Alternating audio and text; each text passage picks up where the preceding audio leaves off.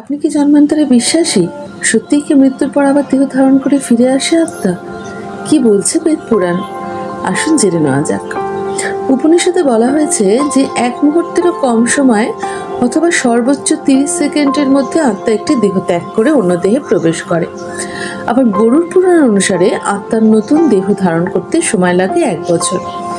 যে আত্মা আবার দেহ ধারণ করে না সেই আত্মা হয় পৃথ্বীলোকে আর নয়তো স্বর্গলোকে চলে যায়, আর নয়তো তারা উদ্দেশ্যহীনভাবে ঘুরে বেড়ায়।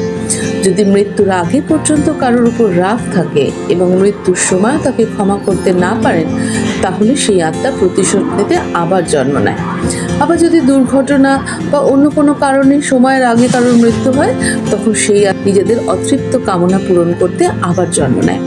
যদি কোনো ব্যক্তি নিজে কোনো সাধনা অপূর্ণ রেখে মারা যান, তখন সেই সাধনা সম্পূর্ণ করতে তার আত্মা আবার